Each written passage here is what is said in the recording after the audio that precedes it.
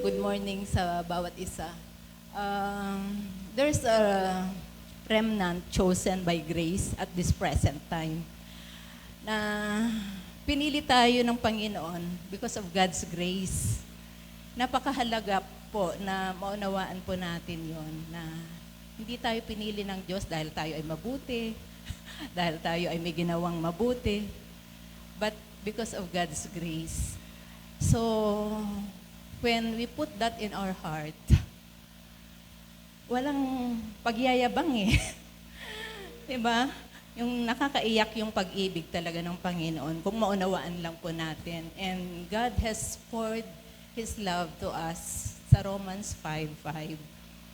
Kaya, kung maunawaan po natin yung pag-ibig ng Diyos, yung grasya kasi is God's riches at Christ's expense. Yun po yun. So only Jesus, yun talaga yung kailangan natin. We cannot save ourselves. We are destitute. We are like beggar talaga. Na kailangan natin ang awa at grasya ng Panginoon.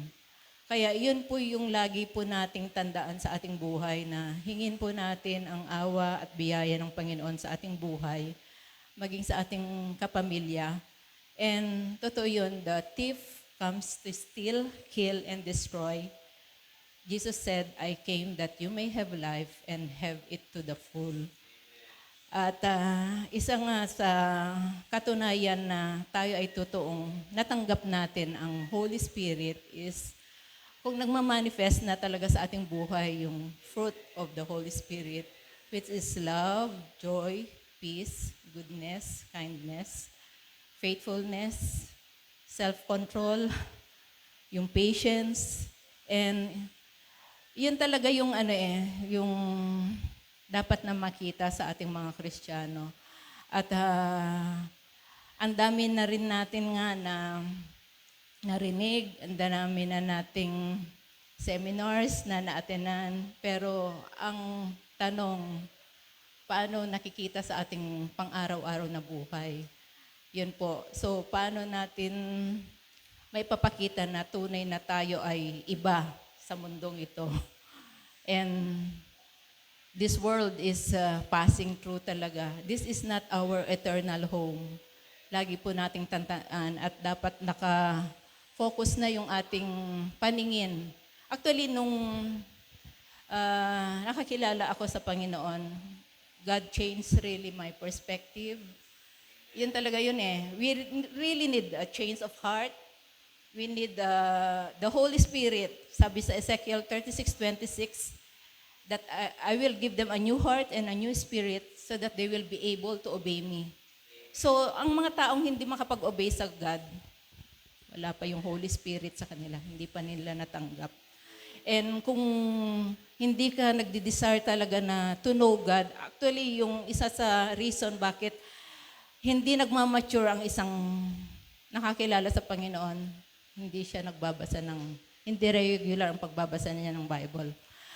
Ako kahit busy siguro, ang dami ko rin trabaho, ang dami kong concerns, ang dami kong inaalagaan. But during sa pag-work ko, I listen sa mga preaching. Yun, nagwo-worship sa Lord. Kasi dapat talaga babad tayo sa salita ng Panginoon. Malalaman natin talaga na na tayo ay hindi okay sa Lord pag hindi tayo nakapagbasa ng Bible, hindi nakapag-quiet time, na hindi kinakausap ang Panginoon. So, importante talaga sa ating mga Christian yung Word of God, yung prayer, yung ganitong pag-a-attend ng mga fellowship, kasi yun yung pagiging obedient natin sa Panginoon. And there's a blessing in being obedient sa Panginoon. Kung hindi, may pagpapalo talaga sa Panginoon. Papaluin tayo ng Panginoon. At sign yun ng pagmamahal niya pag pinalo tayo. Kasi di ba wala namang anak na hindi tinutuwid, hindi pinapalo. Kaya kung alam natin na may ginagawa tayong kasalanan, tapos hindi tayo pinapalo ng Lord, mag-ano ka na. Tanong ka na, anak mo ba ako, Panginoon? Kasi bakit di mo, hinahayaan mo ako? So, napakahalaga yun na tayo ay totoo na isik natin ang Lord, draw near to God, and He will draw near to us. Yun lang po talaga yung ano. At talagang malapit na ang dumating ang Panginoon. Nawa, lahat tayo ay marinig natin ang Panginoon pag humarap tayo sa Kanya na, well done, my good and faithful servant. Come into the joy of your master. Kasi patapatan sa Panginoon eh. Hindi question kung ano yung ginagawa mo. Paano mo ginawa yung assignment mo na faithfully and with passionately, with love from the Lord. Yun talaga yung dapat natin ihanda, yung sarili natin una sa lahat, na maging prepared to meet the Lord in second coming, or kung graduate ka na sa buhay na ito, di ba? 2 klase lang yan eh. Paano mo natin haharapin ang Panginoon? So, we must be ready anytime na humarap sa Panginoon and make others ready also by loving them, accepting them, forgiving them, and remind them that si Jesus lang talaga, only Jesus ang kailangan natin sa buhay natin. Without Jesus, walang eternal life. To God be the glory.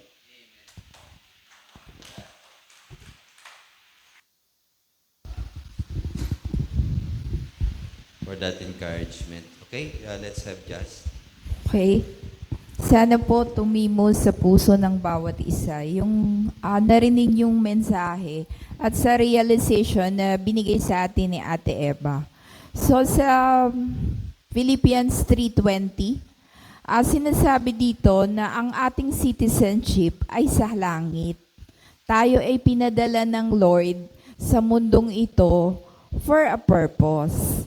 Kaya lang mas marami sa atin ang napapa-apekto na tayo ang nagiging taga-mundo more than taga-langit.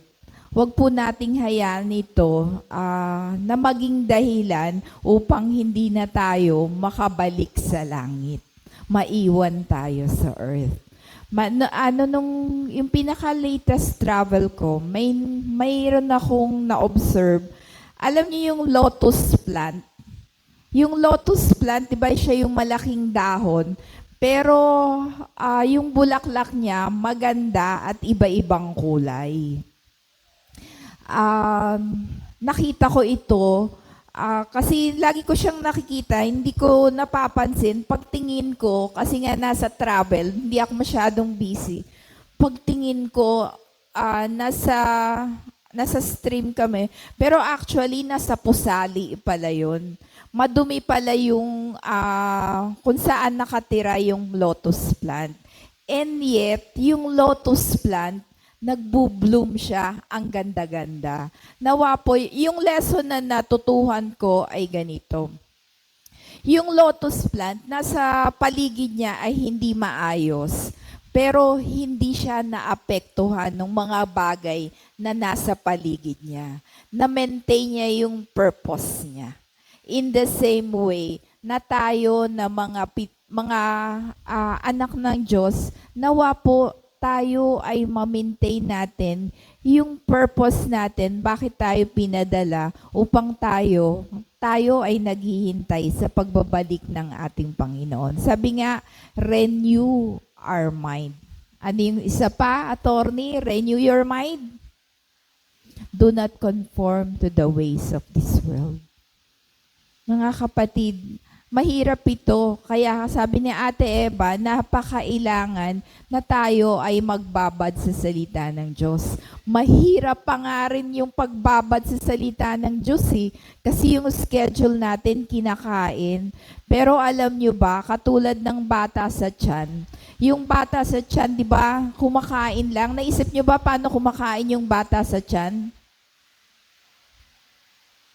Paano siya kumakain, paano siya umuuo.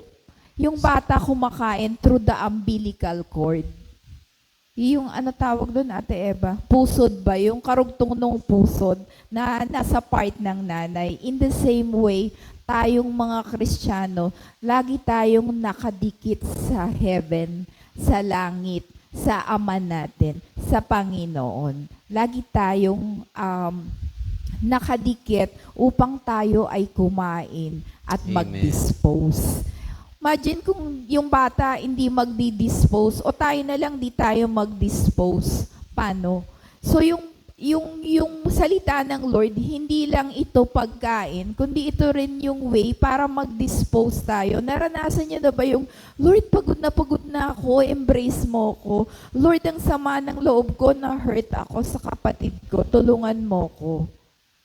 Yun yung, kumbaga, yung ginagawa ito through our prayer and quiet time. That's our umbilical cord to the Lord. Okay? So tayo pong lahat ay manalangin. Tayo pong lahat ay tumayo. Amen. Lord, maraming salamat, Panginoon, Yes, na Lord.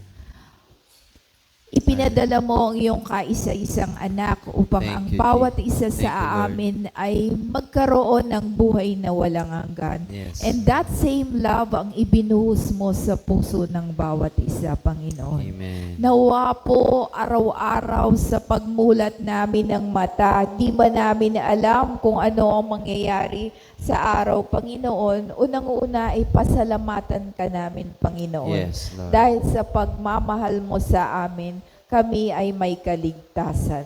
Kami Thank you, ay may Jesus. connection sa langit, Thank you, Panginoon. Jesus. And you have sent us here for a purpose, of Lord. Nawa po ang bawat isa sa amin ay makita ang pagmamahal mo, ang purpose kung bakit mo kami isinend sa mundong ito. Yes. Nawa po sa paglakad namin sa mundong ito, tulad ng lotus plant, Panginoon, hindi kami matrap, hindi kami huminto at makalimutan kung sino kami bilang mamamayan ng Yes, langit, Lord. Panginoon. Amen. Hayaan mong katulad ng lotus, bagamat sila ay nasa pusali, Panginoon, hindi sila naapektuhan ng mga nasa paligid. In the same way, O Lord God, we pray in the name of Jesus. Protect us, O Lord. In Hayaan Jesus' mo name. po na ang iyong salita ang bumalot sa amin. Amen. Sa pamamagitan ng aming mga panalangin, pakikipag-ugnayan sa iyo, Panginoon. Hayaan mo kaming kumain, Panginoon, at mag-dispose, Panginoon, ng mga nararanasan namin sa Yes, mundong Lord. ito, Panginoon. Amen. Lord, sabi mo na rin at pinapahiwatig ng mga pangyayari sa paligid that the time is near, O Lord God. Subalit marami pa kaming mga kakilala, kaibigan, Panginoon, even relatives, O Lord, na nawala at napalayo sa iyo, Panginoon. Father, it is our prayer, O Lord, use us for them, O Lord. Yes, Give Lord. us that love for them as In well, O Lord Jesus' name. God. Huwag mo In pong Jesus' hayaan kami ay makontento lamang kung ano ang ipinagagawa mo sa amin, Panginoon, na short-sighted, Panginoon. Hayaan mo po na ang bawat isa, Panginoon, ay magamit ang Yes, talento, Lord. Panginoon. That's our prayer, Ang God. talentong ibinigay mo sa amin. Pero napakahalaga na ang fruit ng Holy Spirit ay magmanifest sa buhay ng bawat isa. In our own, hindi namin ito kaya, Panginoon. Hayaan mo na ang bunga ng Espiritu ay lumago sa bawat isa sa pamamagitan ng aming quiet time, Panginoon. Tulungan mo kami, Panginoon, na maiset namin, madisiplina namin ang aming mga sarili, Panginoon, upang makipag-ugnayan sa iyo, Panginoon. Mahina ang katawang ito, subalit sa aming kahinaan, ikaw ang aming kalakasan, Panginoong Yesus. Lord, maraming salamat sa mensahe mo sa araw na ito. Nawa po ito ay hindi lamang para sa aming tainga, kundi ito ay para sa puso na itinanim mo sa aming espiritu, sa aming soul, Panginoon, at lalabas sa katawan namin, Panginoon. It will manifest in our bodies, O Yes, Lord Lord God. Jesus. Salamat, Panginoon. that you are a God who always loves us, O Lord. Yes. You always Thank you. reminds us, O Hallelujah. Lord God. Ayaw mo kaming matrap sa mundong ito, Panginoon. Salamat, Panginoon, at kailanman ay di mo kami iniwan at di iiwanan dahil ang banal na Espiritu ay binigay mo sa amin, Panginoon. Kailangan lang naming magdesisyon. Kailangan lang naming sumunod na lumakad at mamuhay na kasama ang banal na Espiritu 24/7 sa buhay naming Panginoon. Thank you, Jesus, for that love that is unexplainable. Di namin maunawaan, di namin maintindihan. Let it flow in each one's of hearts right now, O Lord, sa puso ng bawat isa. Nawa po ito ay dumaloy, Panginoon, upang kami ay maging tunay na ilaw at asin sa mundong ito. Maraming salamat, aming Ama. Maraming salamat, aming Panginoong Yesus, sa dugo mo sa cross, at maraming salamat, banal na Espiritu, that you are always with us, teaching us, guiding us, and comforting us. Salamat, salamat, salamat. All these things we pray in the powerful name of our Lord Jesus Christ. Amen. Amen. Amen. Hallelujah.